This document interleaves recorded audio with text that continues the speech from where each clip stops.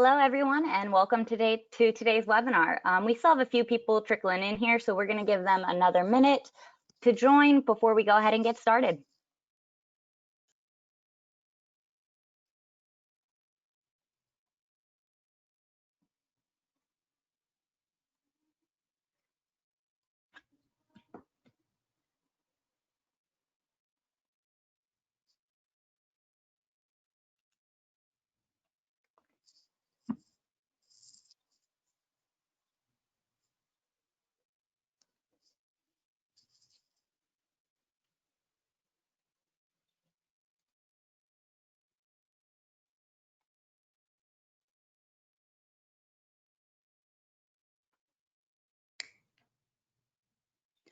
All right. Hello, and welcome to today's webinar on the First Amendment and social media, tips to avoid risk. A quick disclaimer before we begin. We are not lawyers, so all of the information that we'll be covering today is for general informational purposes only and should not be considered as legal advice. We recommend and encourage you to speak to your agency's legal counsel or resource if you have any specific questions for your organization about what's covered today. And with that said, I'm very excited to introduce our speaker today, Brian Carter. Brian is a Senior VP of Sales and Marketing here at Archive Social, and just in general, a really great and knowledgeable guy. With that said, before we get started, there are a few housekeeping issues to take care of. So you're all aware, all attendees are on mute, but please feel free to use the question function to submit questions throughout. There will also be time for Q&A at the end of this presentation. And additionally, after the webinar, we will be sending out an email to share additional resources, the recording of this webinar, and the slide deck itself. So for today's agenda, we will be covering the personal protections the public has under the First Amendment, the risks that come with violating free speech through comment moderation, and compliant tactics for navigating these difficult conversations. But before we jump into it, I want to create a foundation for today's discussion. 2020 has been a strange year, and with everyone in quarantine, the time spent on social media has only gone up. So today we're going to talk about what's going on in the world as it relates to increasing lawsuits and the fast-changing law surrounding social media and First Amendment rights. But first, Brian, let's take a step back for a minute and look at what we're seeing just overall on social media. Yeah, thanks, Megan. And thank you, everybody, for joining us here today. We are monitoring all the questions. More than 40 questions have already been submitted today. So if the off chance we don't get to your question, we will follow up with you. And as Megan mentioned, as just for attending today's webinar, you're going to get a copy of these slides as well as a recording of the presentation. I encourage you to take notes, but we're going to be throwing a lot of information your way. So if you miss something, don't worry about it. You will get a copy after the fact. But Megan, to your point, you know, we sit in a very unique position here at Archive Social. And by that, I mean, we are purpose-built for social media and for public agencies. So we have over 2,700 public agencies that connect their social media accounts to our archive. And the average agency has about 13 accounts connected. So that is a lot of social media content that we get a chance to sort of watch. And earlier last month, we surpassed over 300 million records in our archive. And I start there not to brag, but rather because it gives us a fair perspective where we can sort of generalize what we think every agency across the country is likely experiencing. So we've seen since March a 41% increase in public media records posted per day since COVID. It's just this incredible accelerated rate of content. And as communities have moved to reopening, we actually have seen this rate start to accelerate here even in July. But what's interesting to me is that accelerated rate is not being met with a commensurate increase in resource allocation or support. In fact, we're seeing almost the opposite. Earlier this year, we surveyed the public agency landscape, and just over 600 agencies responded. And what we learned out of that is about 55% of the agencies are currently staffed by a team of maybe one or two resources to handle all this communication. And if you think about a lot of the budget pressure some of you may be under, those thin resources are even under more scrutiny. And it's really counterintuitive to us because the value of social media has never been greater, the use of it never higher, yet our civic leaders are looking to lessen the resources allocated to it. So town halls are closed, there is more and more information being out, and people are home and on their phones. They're on social media. And it's increasingly important issues. It's interesting to me because Justice Anthony Kennedy on the Supreme Court, more than 20 years ago, made a statement that minds are not changed in the streets and parks as they once were. Instead, the more significant interchange of ideas and shaping of public consciousness occur in mass and electronic media. That was 20 years ago. Facebook is only 16 years old. So even pre-Facebook, the Supreme Court was recognizing the lean in towards electronic media. So today that's Facebook and Twitter, and just the avalanche of communication we're seeing is really unreal. Wow. Okay, so with all of that going on, Brian, I mean, what does this look like for the actual communicators who are running these social pages? I mean, it's got to be more than overwhelming for them. I think overwhelming is probably an understatement. So I hope the audience in attendance gives us a little bit of levity here, a little tongue-in-cheek humor with the image there. But who could have imagined what your world would have looked like back there in March? With this increasing volume and intensity of dialogue, it is totally understandable that people are tempted to moderate their social media platforms. I mean, think about it. We have competing messages for airtime. You're trying to convince people to wear masks. At the same time, you might be trying to communicate what a phased opening might look like in your respective communities, what that means for restaurants, bars, beaches, and schools. You also have some racial inequality protests going on, and we're also heading towards election year. So you have stakeholder agendas competing. And on top of that, a lot of the information that's getting posted back to your page is inaccurate. And so you're trying your best as a communicator to dispel rumors, clarify inaccurate information. And it's the internet after all. So you got to love the fact you got your critics, your complainers, and those lovable trolls. And so with this increased volume and this 24/7 nature of social media, I don't think it's an understatement to say people on this webinar and people who wanted to attend, but something happened, they're feeling at best overwhelmed, at worst just completely worn out and fatigued. And this can understandably lead to a giant temptation to moderate their social platforms. I mean, let's be honest, we've all had our, I call it I've had it moments, where we see someone repeatedly posting on our pages something negative, and boy, that itchy trigger finger to block them or delete their comments is really, really strong. And truth be told, you should be able to, in a fair and balanced way, moderate your environment. But the evolving legal landscape is making this more challenging.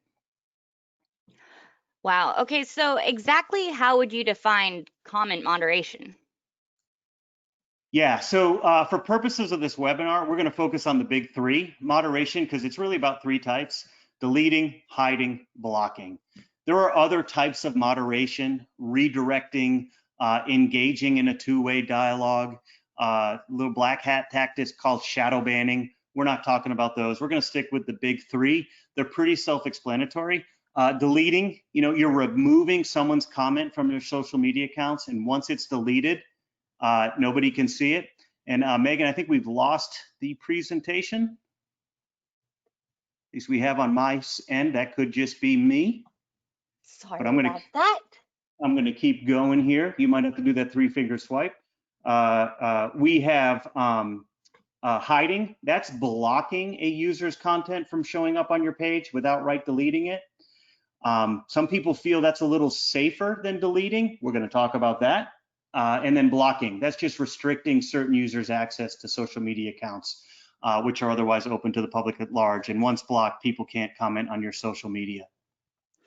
Got it. Okay, and so why is this so important? I mean, why should communicators have to worry about these types of moderation? Yeah, great. Thanks. So remember, as I know most of you probably do, public record laws is about what's in the communications versus the mode of the communication. And what I mean by that is if the record is in an email, that email is a public record. If the record is on social media, that social media comment is a public record. That's true in all 50 states, and by the way, several international countries as well. And the interesting thing about public record law is that in almost every instance, the authors wrote the laws to be future-proofed. What I mean by that is if you read the public record law, they focus on that content over format. So whether that format is your Facebook page or whether that format is a carrier pigeon or you have a town crier, they're all viewed as equal in the eyes of the public record law. However, case law around social media and First Amendment's right is not as clear because the social media platforms are private companies. They themselves are not subject to public record law, but you as an agency using them, you are subject to public record law. But around the First Amendment, case law is really evolving, but what we're seeing is an increasing trend that is establishing that your agency's social media page or platform is a public forum. In some cases, they're being labeled limited, which candidly gives you a little bit more freedom. But in the case of it being a traditional forum, this is where First Amendment issues can really accelerate. Let me explain a little bit. Back in January of 2019, and I think this is something that not everybody really understood the full impact of, a panel of the Fourth Circuit unanimously held that the interactive component of a local government's official Facebook page constituted a public forum. I've bolded a couple pieces of that for a reason. The interactive component, that's where you post and allow people to comment. That's interactive. And notice they don't say limited public forum. It states constituted a public forum. So this is the first federal appellate court in the country to address whether public official social media accounts can be public forums under the First Amendment. So that was just 18 months ago. And going forward, that's on the heels of the Supreme Court in 2017, where they made a statement that the fundamental First Amendment principle is that all persons have access to places where they can speak and listen, and then after reflection, speak and listen once more. That Supreme Court hearing had to do with whether people were entitled to have access to social media. So in the world of federal law and First Amendment law, it's moving pretty fast, even though this is 3 years. 2017, First Amendment principle to have access to a place where you can share your opinion. 2019, your Facebook page is a public forum.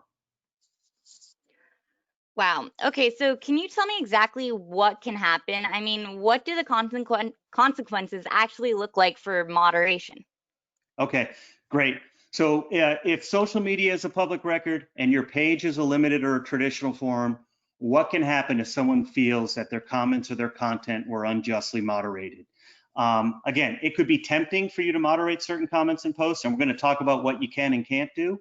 However, there are risks associated with those reactions. So the ramifications of moderating or regulating social media content without not only a policy in place or legal justification can lead to a litany of consequences. You can see them on your screen, but they're all rooted in two things we all hate: bad press and financial surprises. And then of course, the added stress and team personal impact to your team. So you could get sued as an individual, your agency could get sued, you and your agency could get sued, and then it goes on from there that you erode public trust. All this hard work you've done to cultivate this community online, people start to scrutinize everything you do, and of course the risk of fines and violations. And what I'd like to do is, take a little bit of a step back and put this all in perspective, because I don't want to scare everybody on here, because the likelihood of you personally facing a First Amendment lawsuit is candidly low, but it is not zero. And the chances are only going up. In the last 18 months, there have been more than 60 lawsuits and claims we could find across the US against local public agencies. I ignored anything at a federal level.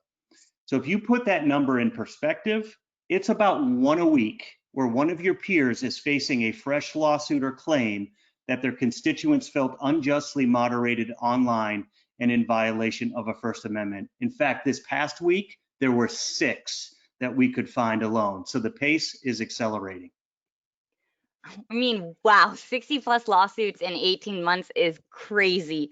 Do you have any specific examples of this? Yeah, these are actual ripped rate headlines. We'll let these build up for you. I think the importance of building these up is it's all over the US. It's individual politicians, it's whole cities, it's transportation agencies, it's school districts, it's universities, it's police departments. So if your job wasn't hard enough between normal standard issues, 2020 has brought pandemics, racial inequality, and a growing risk of First Amendment litigation. I mean, at the end of the day, what's a moderator to do with all this news happening around them? And that's really the point of what our webinar is all about.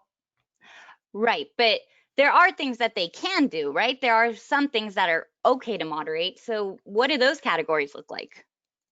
Yeah, with full credit due to the fine folks at Government Social Media, they posted a wonderful FAQ that was authored by Mark Weaver.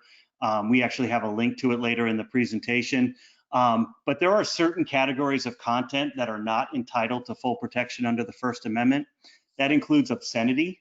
That includes direct threats, which are like a serious intent to commit an act of unlawful violence to a particular individual or group of people. Intellectual property or copyrights. So posting somebody else's IP is not protected under the First Amendment. Suggesting or encouraging illegal behavior is not protected under the First Amendment. And the sort of the dangerous one that people think they understand is defamation, but you just have to make sure you understand the difference between what's an opinion versus what's outright defamation. And so for an example of that, Mayor Bob went to prison. If Mayor Bob didn't go to prison, that's a statement of fact that's erroneous and defamation versus saying something like Mayor Bob is a crook. That's an opinion. That is not defamation, and that is actually protected under the First Amendment. Okay, and are these all of the things that you can moderate, or are there additional categories or areas that are safe to moderate as well? Yeah, there are safer areas outside the First Amendment. So commercial speech is one of those. That's subject to a different treatment under the law. We got some questions in advance about what about citizens posting like political ads. That's a form of commercial speech. Deliberate attempts to get people to download something, which could be a form of malware or phishing. That's stuff where you're a lot safer to just, wipe off the face of your social media page. And of course, privacy laws can be invoked to justify the removal of personal identifiable information or PII. That's like phone numbers or home addresses or social security numbers. I'm sure many of the folks on today's webinar are aware of some politicians recently in trouble for reading off a roster of people's names and addresses affiliated with some protests. And of course, cyberbullying has its own protection in the law. And then a topic that a lot of people are asking about is what if something is off topic? This is where I stress that we're going to give you best practice guidance with a giant asterisk on it, that you want to make sure you have your full legal resource agency support, that if you have a clearly stated policy that your legal team has signed off on and somebody is going off topic, it's generally a safer area for you to moderate. Okay, so that makes sense. So now we've covered the First Amendment and the safer areas surrounding it, but I know that nothing is ever that black and white. So talk to me, what are the gray areas? Yep, and this is the meat of today's webinar. These are the areas that we like to wave sort of the yellow flag or the yellow light. These are the caution areas. So comments that are on topic, that are negative or conflict with agency opinion, may be tempting targets for deletion, but they cannot be taken down just because. That is basically viewpoint discrimination, which is one of the essence of the First Amendment protections. People are allowed to have an opposing viewpoint. As much as maybe some of our elected officials don't like it, at the end of the day, they have a First Amendment right to do that. So we have a couple examples on the screen, and it doesn't really matter what the original post was. We literally made these up, but it was basically comments that you might have on your Facebook page. Comment A might be, what a waste of taxpayer money, fire the idiot who made this decision. finally this council made a decision I can support. I guess 1 out of 100, not so bad, one of those passive aggressive hidden compliments. And then who is the piece of blank council member who thought of this? So you might see all these critical comments or opposing viewpoints on your Facebook page and be wondering, like, what can I do about this? So, I mean, the answer is on all of these is they do represent opposing viewpoints, but only one of them can you actually do something about. And again, you got to remember, social media as a public forum, just because you don't like what they say doesn't mean they can't say it. And comment A and B express different viewpoints. And even though A may be a little bit more unflattering to the agency and may express an opinion that's not shared by the department, you can't remove it. Same with comment B. However, comment C fails the obscenity filter, which is not protected under the First Amendment, and it can be removed. The most important takeaway I want you to have out of whatever decisions you make on your content moderation, be consistent on how you enforce decisions. If you choose to remove one for a certain thing, but not another, that is viewpoint discrimination at its core. So enforce decisions and policies consistently. And we're going to talk about policy a little bit yourself. What you want to do primarily is keep yourself out of court, which again, the likelihood is low, but really you don't want to erode trust of the community you built. And you certainly don't want to flame the fires of people coming in and commenting even more. Okay, well, what if it's just straight up lies? Yeah, rumors, lies, and misinformation. So we had a lot of questions about this. I will tell you that comments that are on topic but inaccurate, the best guidance is to gently respond to it with the correct information or clarification, and redirect them offline if possible. A question we saw submitted a lot was around, what if people just keep on posting the same inaccurate information over and over again? Again, what you want to do is you want to let them know that if it's on topic, it's inaccurate, and you gently respond to them. The best thing you can do is have a great community that self-audits a little bit for you and takes care of your job for you.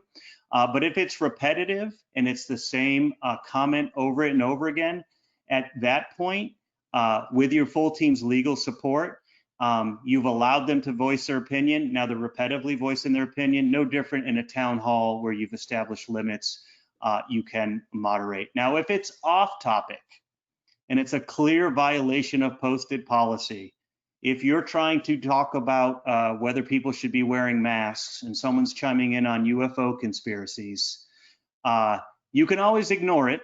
Most of the time that stuff flames out. It's never bad advice to ignore.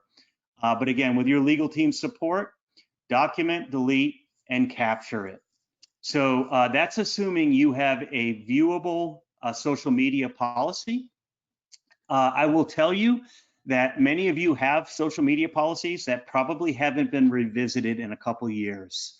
So this is a bit of new guidance from us, but we're recommending you reevaluate your policy annually because case law is fast evolving and no policy is ever 100% foolproof.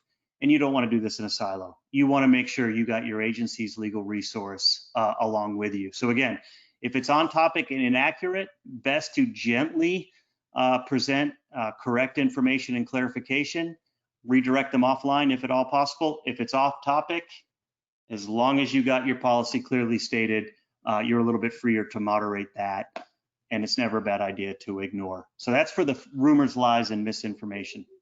But that doesn't include hate speech, right? Can you talk to me about hate speech particularly? Yeah, you talk about a timely topic area, right? Hate speech. The U.S. Supreme Court has repeatedly ruled that hate speech is legally protected free speech under the First Amendment. And unfortunately, there is no universally accepted definition for what is considered hate speech, or when something crosses the line, or what the intent of the use is. As much as that makes us all want to sigh, the reality is sometimes people share content containing someone else's hate speech for the purposes of raising awareness or educating others. In some cases, words or terms that might otherwise violate our standards are used self-referentially by others or in an empowering way. Other times, people may use gender exclusive versus inclusive language to control membership in maybe a support group or a health group. You could think about a breastfeeding group for women only. So sometimes the intent of the use is not always clear. The good news here, this is a slide we actually had to update in the past week, is this is a fast moving topic at the platforms themselves. So the good news here is Facebook and the other social media platforms have tightened their intolerance on subjects like hate speech within their own community standards. So you can see a clip right here. If you're not familiar with it, Facebook's updated community standards. They do not allow hate speech on Facebook, creates an environment of intimidation and exclusion. So sometimes the best thing for you to do and the safest thing for you to do is to report it to Facebook on basis of their community standards. But again, I'm going to caution you that be consistent, because again, the intent of the use is not always clear in a very fast evolving area of moderation on hate speech. And my fingers are crossed as the platforms are going to take care of that for us and not put any of our public agency communicators in an uncomfortable position. Okay, so bringing it back to the start where you kind of went over our three main comment moderation topics: hiding, deleting, and blocking. I mean, what exactly can we hide or delete? Yeah, so a lot of questions here. Like I mentioned, we have 2,700 agencies as clients. We get a lot of questions and comments around, well, we don't delete anything, we just hide it. Hiding it versus deleting may be viewed as an acceptable alternative, because quite frankly, the vast majority of communicators are good people, and it feels less aggressive to the commenter than entirely deleting their comment. I've also heard some moderators believe that if a citizen has no idea their comment was hidden, it'll diffuse the situation. Therefore, they're not going to get angry and amplify their dissonance and keep posting angry responses. But you know, as the slide says, the truth is hiding can often be worse. And what do I mean by that? If a commenter posts something objectionable and you decide to hide it versus delete it, another commenter who might be a friend of commenter A has no idea that that post was hidden.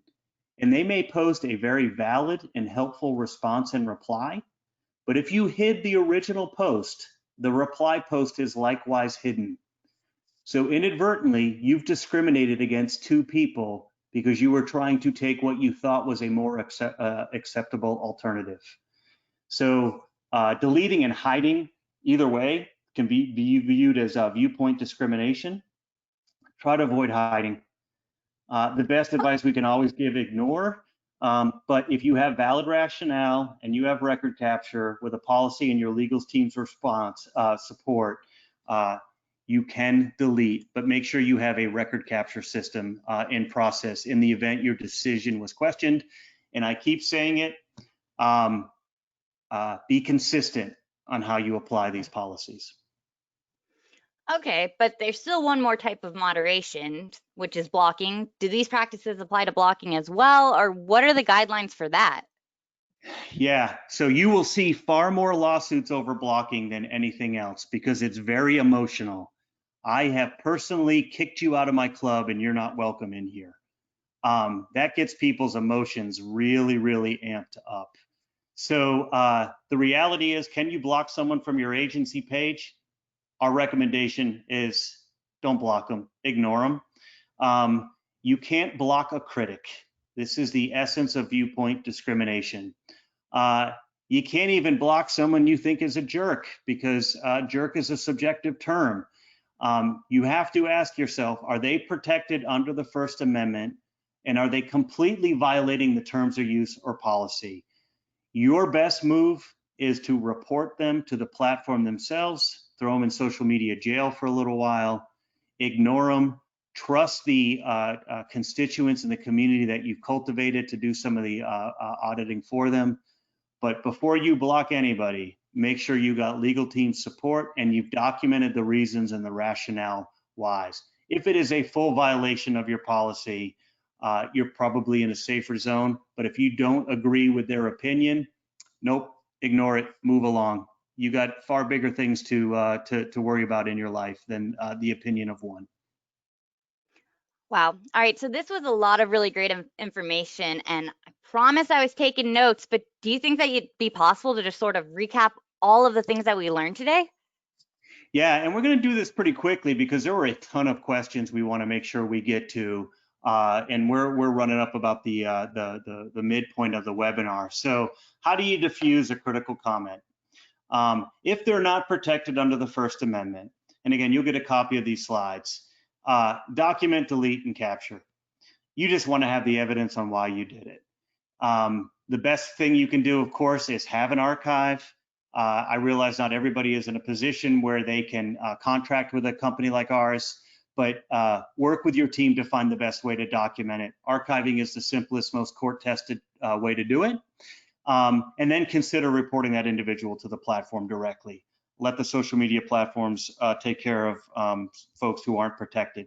Now, if they are protected under the First Amendment, I'm being a bit repetitive here, but if it's inaccurate information, you respond gently.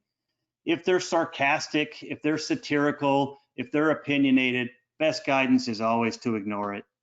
But if it is a clear violation of your policy, document, delete, and capture. And again, I keep saying this is something that we're continuing to advise our clients of. No policy is foolproof.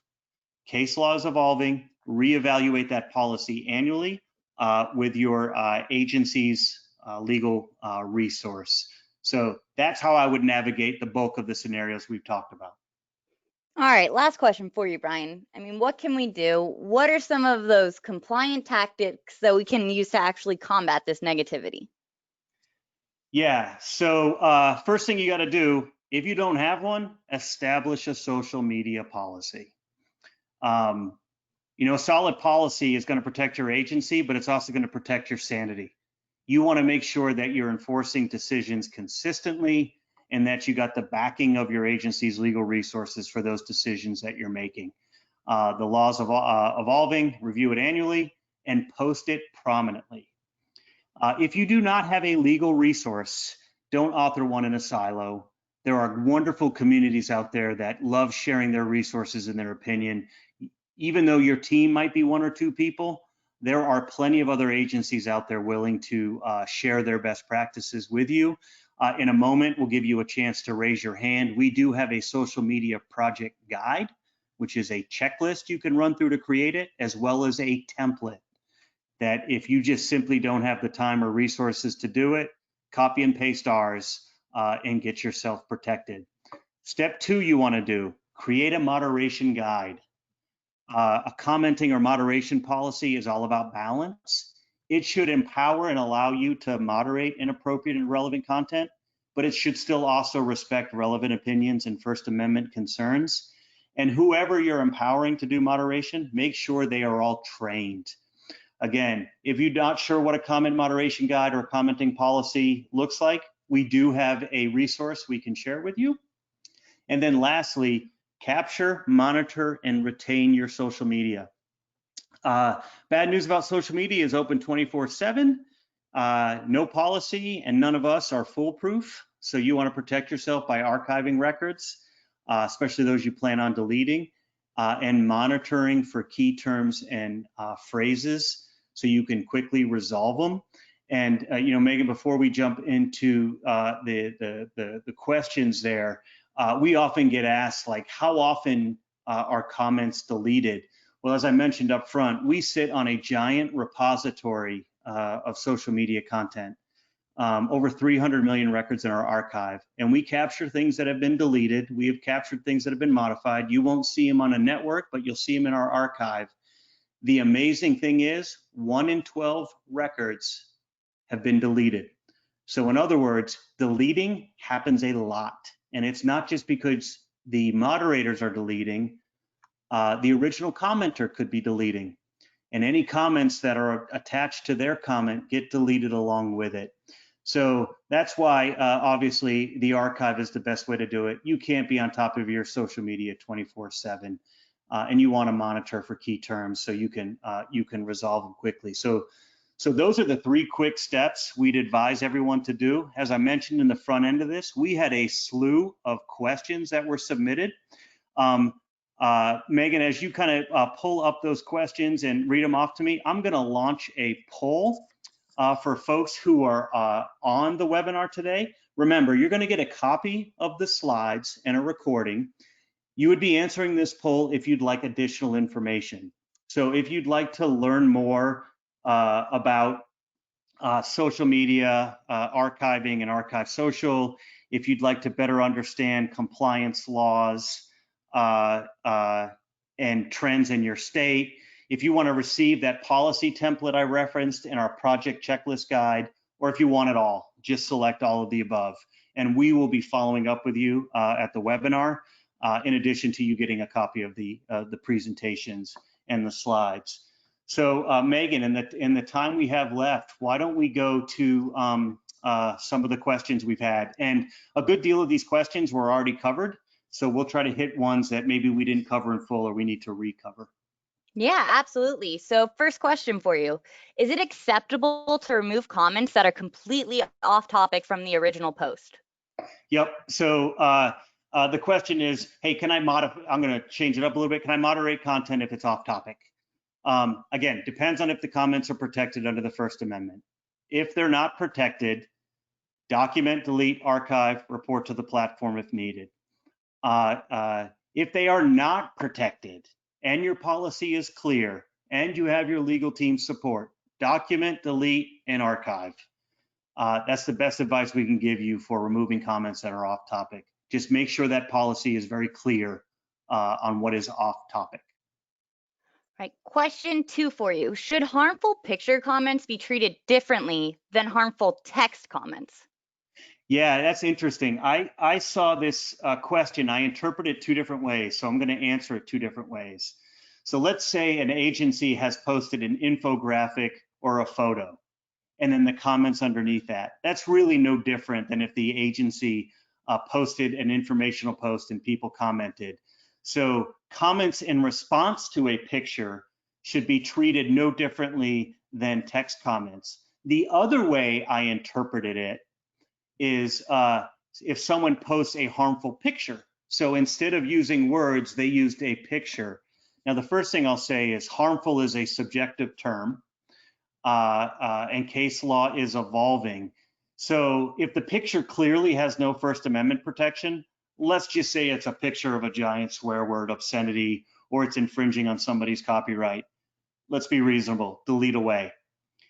If you believe the image is harmful, I'm not sure what harmful means to you versus what it means to me. So it's always best to ignore it. Our forefathers, when they wrote the First Amendment, could no way anticipate emojis or eye-rolling memes. So ignore it if you can. If you can clearly see that it's a violation of your policy, then again, still capture it. You want an archiving service that can capture imagery as well. But archive and moderate away would be my guidance for you on there. All right, next question for you. Does the creation of content filters, such as those prohibiting swear words or racial slurs, go against freedom of speech? Yeah, okay. So if the person asking the question means by the term filter that you're automatically blocking terms, I'd caution against the use. Here's why. Profanity filters are pretty straightforward. They work by using a set of words like blacklist and whitelist words. Like whitelist words are allowed, blacklist words are deleted. So they deny certain words. So they can be great at finding your typical 4-letter words, especially if they're spelled correctly. Huge caveat there. Not everybody spells words correctly. Sometimes people put dashes in between the letters when they're trying to use profanity. Sometimes people deliberately spell words wrong.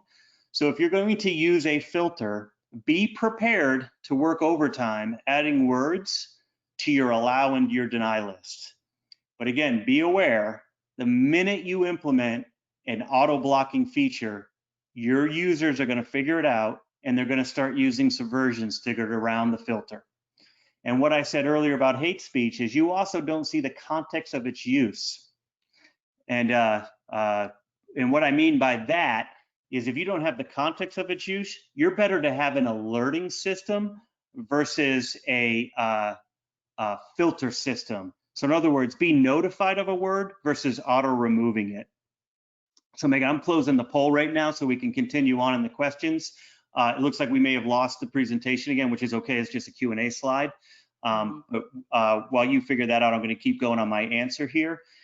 As it relates to filters, Facebook offers a filter as well. So if you're looking to use Facebook's filter, Facebook does have a filter, but my understanding is you have very little control over their dictionaries. So it may be hiding terms for you that are in no way obscene. An alerting system at least gives you as the moderator back some control. Okay, so how often should you send social media? I mean, are you less likely to have negative comments on any one social media platform? Yeah, so it really depends on what you're trying to accomplish with your social media. I showed a stat early on about how much content is going up. So people online have a limited attention bandwidth. So you want to make sure you're capturing their attention, which means you want to amplify and maximize the visibility of whatever it is you're trying to post. And the truth is, content ages very quickly on social media. So unfortunately, a lot of the social media platforms favor frequency. So the more often users are engaging with your content, the more often they're going to see it in your feed.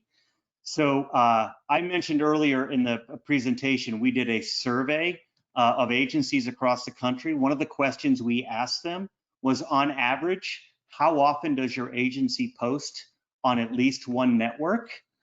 35% of the respondents said daily. 27% said more than 2 times per day. So do quick math for you, I'll do it for you. 63% at least daily, if not at least 2 times a day, people are posting on their network. And there it falls off fairly quickly, where some folks, the next biggest percent was 3 to 4 times a week at 21%, and then it falls into single digits after that. So if you can do it daily or more than 2 times a day, the more likelihood your message is going to be seen. Which is also why we suggest using alerting versus filtering. And the other thing I'll say is we see average agencies typically around 12 accounts they're trying to manage. It's okay if one of those you decide to not allow commenting on. Just be really thoughtful about which one that is that you decide to do that, especially if you're repurposing content across multiple platforms, just to ease the burden on your staff. Next question for you. What's the best way to block profanity without having to monitor your social media 24/7? I mean, if those profanity filters don't seem to be very effective, is there an issue muting someone's comment that contains a profanity? You know, I love the question that amplifies an answer I give. This is someone who literally says profanity filters don't seem to be very effective. And quite frankly, again, to reiterate, that's because people find ways around them. And people don't spell correctly. So the question really is there an issue muting someone's comment that contains a profanity?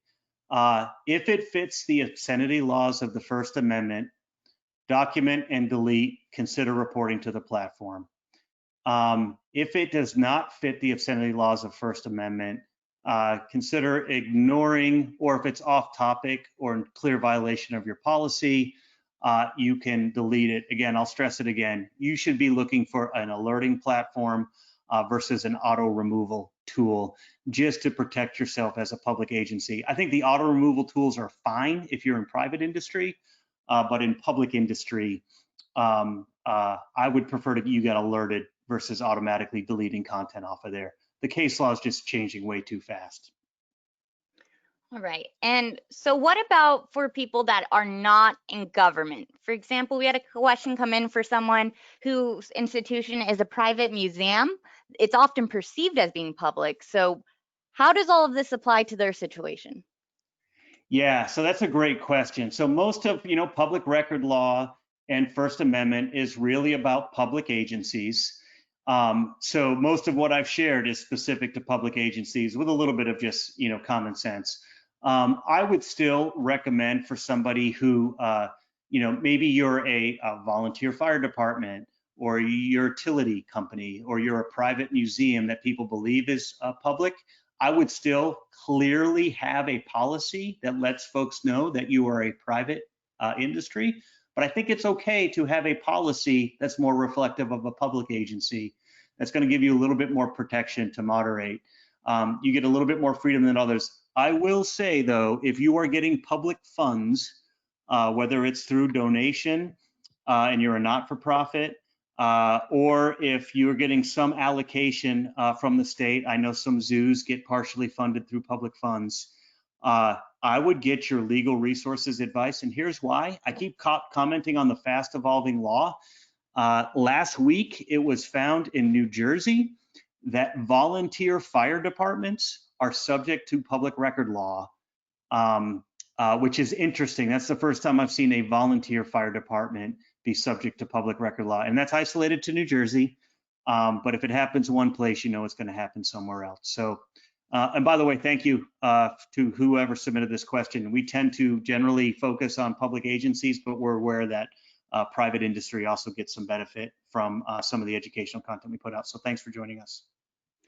So what about those who just keep persistently posting misinformation? I mean, is there anything that you can do?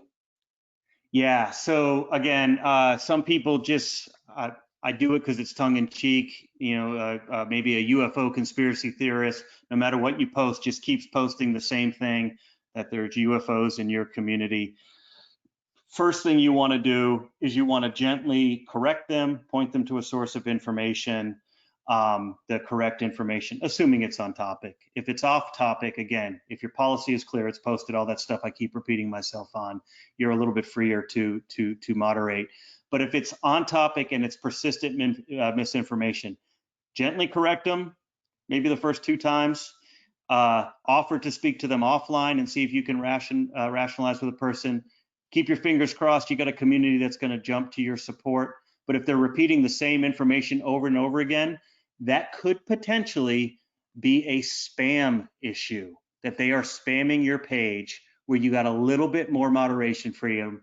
Just get sign off from your legal resource. But if it's the same message over and over again, you should be empowered and free to moderate that, especially if it's off topic.